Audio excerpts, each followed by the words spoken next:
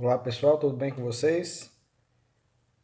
A partir de agora, pessoal, vou passar a gravar alguns vídeos sobre o assunto da disciplina de eletrônica aplicada, na finalidade de deixar material para vocês disponível para quando vocês quiserem ter alguma dúvida, ficar mais fácil, né? Dando uma olhada no material. Então, a gente vai começar a falar sobre o início da disciplina de eletrônica aplicada, né? Que é o estudo do SCR. A gente vai ver as configurações CC e CA do SR, né? E a gente vai mostrar algumas coisas que a gente comentou em sala quando a gente estava falando sobre o conteúdo de SR em eletrônica aplicada. Então, o que é que acontece? O SR ele tem esse símbolo, né? O símbolo muito parecido com o símbolo do diodo, que a gente já está acostumado a ver, né? Só que, além do símbolo do diodo, a gente tem a presença de um elemento a mais, que é o gatilho, né? Que é o gate. Então, eu tenho o ânodo, eu tenho o cátodo, e agora eu tenho um elemento novo, que é o gatilho, certo?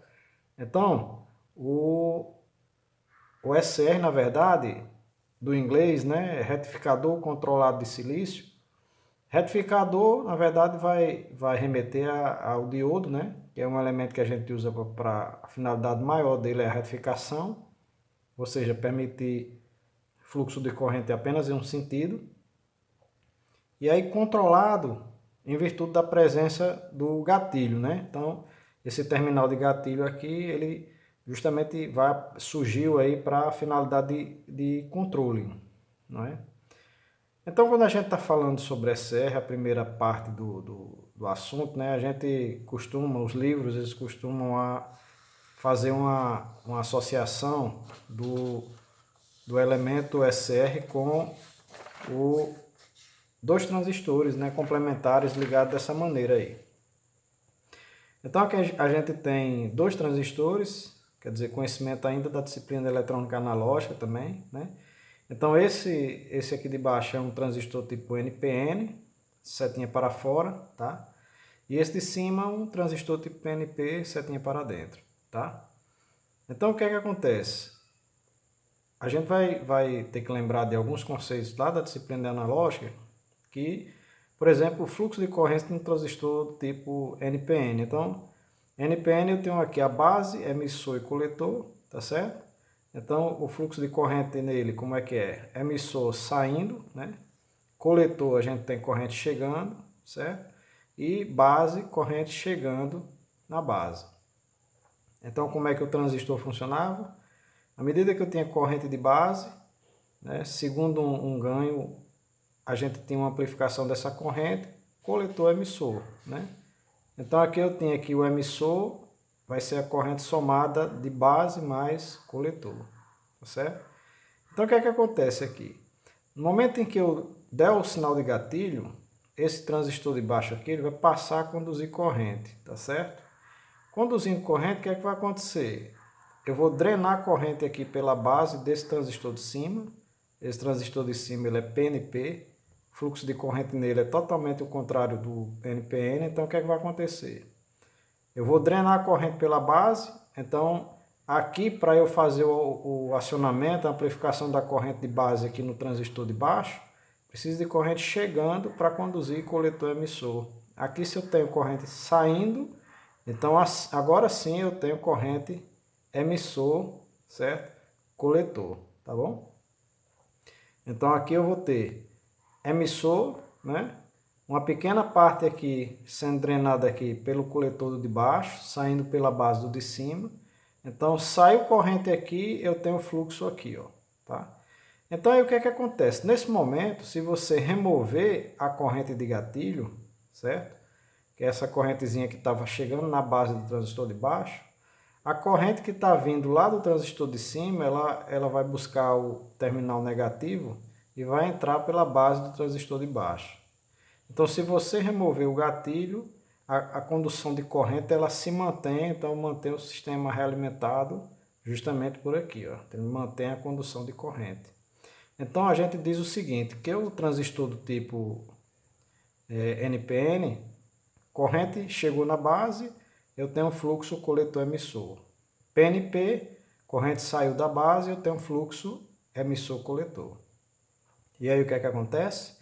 Nesse caso aqui, se a gente remover o gatilho, o sistema continua conduzindo corrente. Então, como é que funciona lá o meu SR?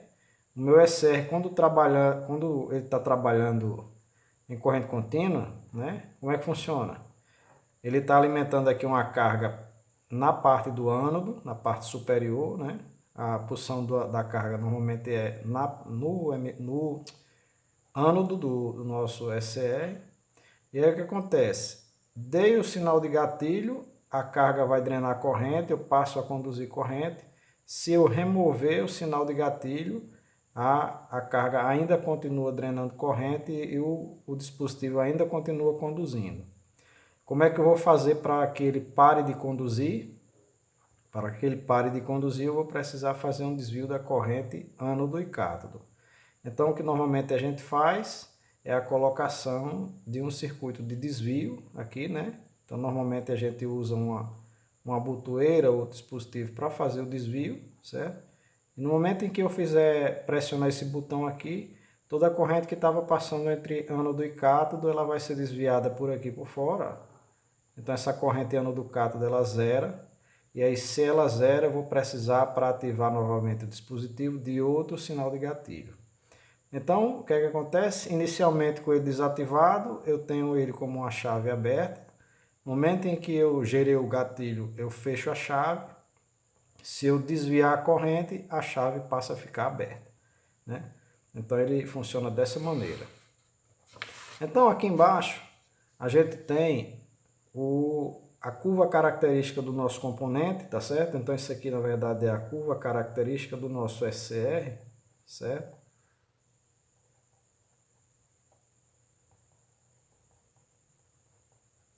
Essa curva característica ela vai nos dar vários parâmetros aí do funcionamento do componente. Então, por exemplo, tensão máxima positiva, que a gente aqui chama de VBO, tensão máxima reversa, que é a que a gente chama de VBR, a parte da polarização reversa aqui ela é exatamente igual à do diodo, e na polarização direta tem algumas alterações. Então aqui o que é que acontece? VBO significa dizer o seguinte: se eu pegar e jogar entre o ânodo e o cátodo do nosso SR uma tensão superior a VBO, ele vai entrar em condução sem a necessidade de um pulso de gatilho, certo? Sem a necessidade de um pulso de gatilho. Então, antes de VBO, para que ele possa conduzir corrente, né? Corrente aqui a gente simboliza esse eixo como corrente de ânodo, que é essa daqui, corrente que chega no ânodo. Corrente de cátodo é a junção entre a corrente de ânodo mais a corrente de gatilho e de GT. Antes de VBO, se eu quiser que o dispositivo entre em condução, eu preciso gerar um sinal de gatilho. Então, existe uma corrente de gatilho, né? Existem várias correntes de gatilho que eu posso ter aqui antes de VBO. Na hora que eu gerar uma corrente de gatilho com tensão ânodo-cátodo inferior a VBO, o dispositivo entra em condução. Então é como se nesse momento a chave fechasse. Aí o que é que vai acontecer? A tensão entre ânodo-cátodo, né? Essa tensão aqui que a gente chama de VAK, certo? Esse eixo aqui vai ser a tensão que a gente vai ter entre ânodo-cátodo. A tensão ela vai cair e vai ficar nesse patamar aqui que a gente chama de VAK, que é esse valor de tensão, ou seja, é a tensão que vai ficar em cima do componente em virtude de sua resistência interna, tá certo? Então, o que é que acontece? Se a carga começa a drenar uma corrente ânodo-cátodo cada vez maior, então a tensão ânodo-cátodo ela vai aumentando, né? Então ela vai aumentando à medida que a corrente ela vai se elevando. É por isso que a reta, a partir desse ponto, essa reta aqui, ela tem uma inclinação para a direita. Porque a queda em cima do componente ela vai aumentando à medida que a corrente sobe. Aí a gente tem dois parâmetros a mais aqui, que é a IDL e IDH. IDL é a corrente que a carga precisa drenar inicialmente, para que na hora que eu remover o gatilho, eu tenha a permanência do SCR fechado.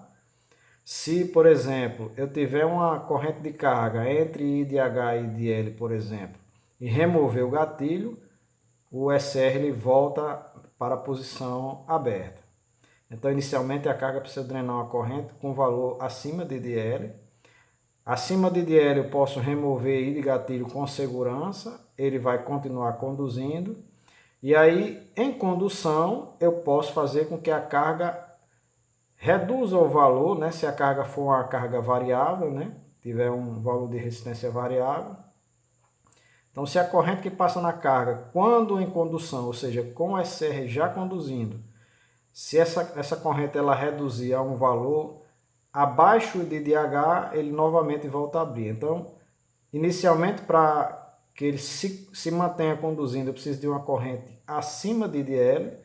Essa corrente, quando em condução, ela pode baixar de IDL até um valor que é o valor de IDH. Se ela reduzir, ela vai fazer com que o SCR passe a condição de chave aberta.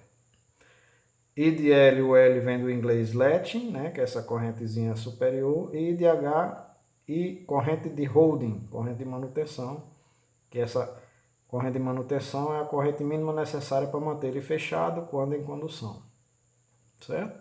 Então, esses são os parâmetros do nosso SCR, tá certo? Espero ter ficado claro. Qualquer dúvida, aí vocês podem entrar em contato comigo, tá bom? E fiquem atentos aos próximos vídeos. Um abraço.